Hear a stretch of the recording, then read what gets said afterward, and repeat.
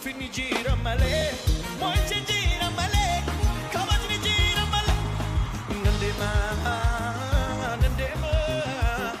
mo'icha nandema yeroon faarfannaa barri weedu ga'e gooftaakuu si bira aduutu naa ba'e. Ashama akkam jirtu shalom hordoftootaaf jaallattootaa channelii weedduu for God akkam jirtu nagaan waaqayyo bakka jirtanitti hunduma keessaniif haa ta'u isiniin jecha guyyaa irraa ani obboleessi keessan yeroo gabaabaa wal wajjin akka waaqeffannu dubbii waaqayyo gabaabaatti wal wajjin akka barannuuf dhiyaadheera. Nagaan waaqayyo hunduma keessaniif haa ta'u isa dursaa waaqeffannaa gabaabaa wal wajjiniin goonaa faarfannaa isinis beektu jedhee yaada faarfannaa beekamaadha. Lafa jirtanitti immoo hundumti keessan wal wajjin worship akka goonuun barbaada. Nagaan waaqayyo gooftaan Yesuus gola kwaasee nu malee ulfinni jira malee mo'ichi jira malee kabajni jira malee nandema mo'icha nandema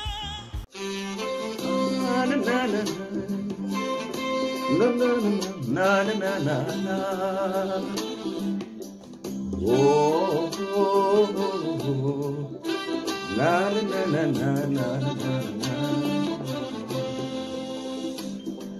Nago tu bektu na wamte jalate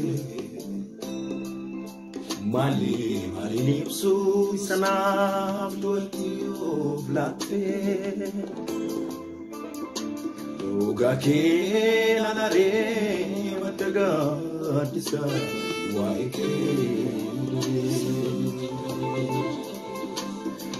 nago tu bektu na wamte jalate mali nipsu sanam tuyo blate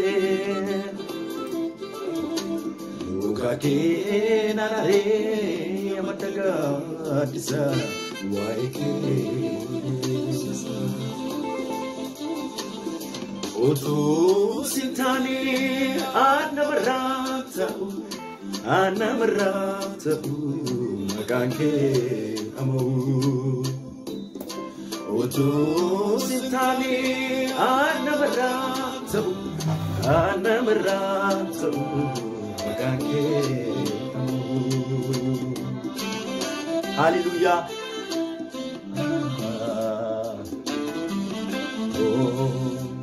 Na Jesus Hallelujah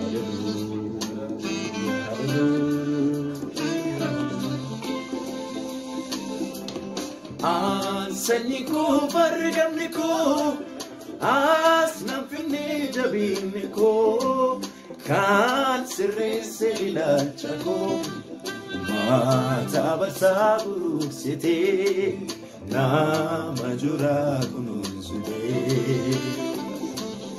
ansaniku bargamniku asnafini jabinniku kan sirrese hallelujah mata basabu siti nama jura kunuzube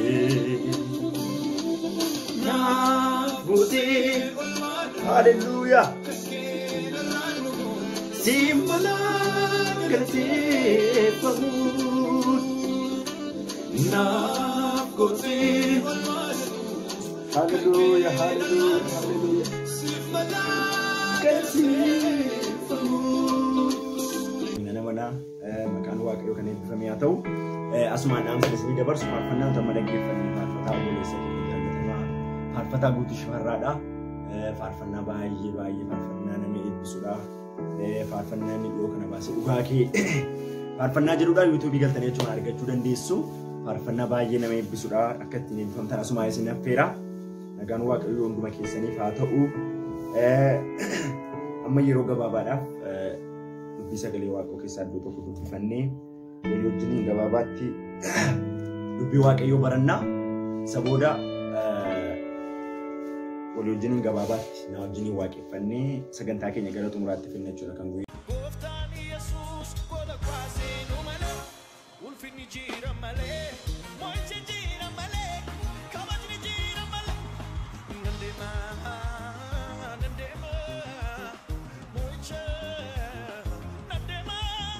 maqaan waaqayyoo eebbifamu iddoo sagalee waaqayyoo keessaa iddoo tokko keessaa iddoo hundumti keessaa baay'ee beektaa iddoo tokko dubbifannee faarfannaa tokko walii wajjin faarfannee sagantaa keenya gara xumuraatti fidna. Macaa faarfannaa boqonnaa 23 lakkoofsa iddoo isin beektanii garuu sagalee waaqayyoo yeroo hundumaa haaraadhaa. Sagalee waaqayyoo akka haaraatti dhaggeeffachuu akkasii dubbii waaqayyoo keessaa dubbisa. Waaqayyo tiksee kooti ani homaa hin dhabu. Inni marga lalisaa keessaa kan boqotu godha. Gara lagatti aara galfataniittis nageessa. Inni lubbuu anatti hin deebisa. Maqaa isaatiif jedhee daandii qajeelaa irra geggeessa. Ani bowwaa sodaachisaa keessa yoon adeeme iyyuu hamaan anatti dhufa jedhee sodaadha. Ati na wajjiniin jirtaa ulee keetiif dhaabbanni keessa ana hin jajjabeessu. Maqaan waaqayyoo bara baraan kan eebbifamu haa ta'u. Asirratti wanta nuti dubbachuu barbaadu waan gabaabaa tokko irratti jechuudha. Aayidiyaa tokko duwwaa dubbatee gara waaqeffannaatti deebina. Waaqayyo tiksee kooti ani baay'ee godhudha. Daawwitii ofii isaatii tiksee ture akkuma beeknu macaafa keessatti jechuudha. Tiksee ture Saamu'eel gaafa inni dibuu dhaqu iyyuu abbeen isaa mataan isaa irraanfatee ture jechuudha. Garuu Yesuus Kiristoos Waaqayyo yaada sababa sarraa qabu nama dhokatee jiru abbaan isaa yoo irraanfatee jiru ijoollee kee fidee Waaqayyotu barbaada ijoollee kee irraa gaafa jedhu Daawitiin iyyuu yaadachuu hin dandeenye jechuudha. Kanaaf maal jechuu barbaade Daawit tiksee ture ofii isaatii waa'ee tiksee sirriitti beekaa jechuudha. Kanaaf Waaqayyo tiksee kooti gaafa jennu tiksee jechuun maal jechuudha?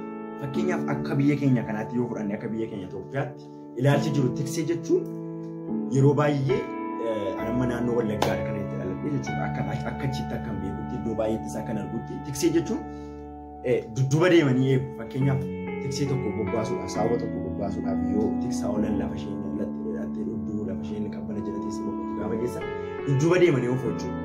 Garuu akka aadaa saba Israa'elitti akka itti wangeelli caafame sanatti sirrii miti jechuudha. Yaadi jiru yaadi nuti biyya keenya keessatti tiksee hiikaa keenya fudhannee jiru sirrii miti. Tiksee jechuun maal jechuudha? Akka warra Israa'elitti hoolota dura kan deemu jechuudha. Hoolota dura kan deemu jechuudha tiksee jechuudha. Hoolota dura kan deemu jechuun maal jechuudha? Fakkeenyaaf hoolota dura deema jechuun wanti hoolota miidhu suni gaafa dhufu eenyuun miidha jechuudha dura tiksee sana miidha jechuudha. Akka biyya keenyaatti garuu tiksee maal godha dudduuba deema hoolonni sun dura deemu dudduubaan oofaa jechuudha. Garuu akka aadaa saba Israa'elitti akka wangeela keessatti caafamee jirutti akka jedhe Yesuus ani tiksee gaariidhaa jedheen ofuma isaatiin. Kanaaf tiksee jechuun erga kan dura deemu ta'e erga kan karaatti agarsiisu ta'e Yesuus Kiristoos nuuf tiksee keenya Waaqayyo nuuf tiksee keenya jechuudha. Kanaaf Yesuus Kiristoosis cubbuu dhala namaa argachuuf deemu kana hundasaa tiksee waan ta'eef dura ofii isaatii maal godhe dura keenya bu'eeti cubbuu keenya kan hunduma ofii isaatii fudhate jechuudha. Dheekkamsi dhufu hundumtu isaa argate jechuudha. Kanaaf tiksee jechuun lubbuu isaa dabarsee hoolota isaatiif kan kennu jechuudha. Lubbuu isaa dabarsee kan hoolota isaatiif kennu immoo Yesuus Kiristoos qofadha jechuudha. Kanaaf tikseen keenya ni dhugaa Waaqayyoodha jechuu barbaadeenii maqaan Waaqayyo bara baraan kan eebbifame haa ta'u. Kan yeroo biraas immoo akkuma kanatti itti fufnaa iddoo tokko dubbifannee walii wajjin Waaqayyoon gabaabaatti waaqeffannaa maqaan Waaqayyoo kan eebbifame haa ta'u. Waaqeffannaa gabaabaa tokko walii wajjin goonee sagantaa keenya gara xumuraatti finnaa. Faarfannaan kun faarfannaa haaraadha. Walii wajjin Waaqayyoon waaqessinaa lafa jirtanitti afura Waaqoo taatanii akka waaqessitan isin affeeraa. Gooftaan Yesuus gola kaasee nu malee ulfinni jira malee mo'ichi jira malee kabajni jira malee nandeema mo'icha nandeema. Hallelujah. Waaqayyo tiksee kooti anumaa hin dhabu anumaa hin dhabu anumaa hin dhabu inni marga lalisaa keessaa akka boqodhuun godhaa. Utuni sakabu olen bulu agabu malifan sodada goftan garagoda. Utuni sakabu olen bulu agabu malifan sodada goftan garagoda. Bowa sodachisa keessa yoo na deeme in sodaadhu atna wajjin jirta in sodaadhu atna wajjin jirta akka loltuu jabaat si jinjiira jettee in sodaadhu ati na wajjin jirta in sodaadhu ati na wajjin jirta hallelujah tuma warri na cunqursan ilaalani atma dibalaanaaf dhiyeessita Dae jersana dibdanani dinota ko salpiste kanisita Otuma warrina cunqursan ilalani atma dibalaanaaf dhiyeessita Dae jersana dibdanani dinota ko salpiste kanisita hallelujah maqaan waaqayyo kan eebbifame haa ta'u waaqayyo tiksee keenyadha utuu waaqayyo tiksee keenya ta'e jiru wanti nutti irratti hin jiru waaqa keenya tiksee keenya sateef maqaan sa barbaraan kan eebbifame haa ta'u galatoomaa pirogiraamii ko guyyaa irraa saratan xumuraa baay'ee akkan isin jaalladhu sinumti beektu yeroo biraa pirogiraamii gara biraatiin wal agarraa ciao thank you Gooftaan Yesuus gola kwaasee nu malee ulfinni jira malee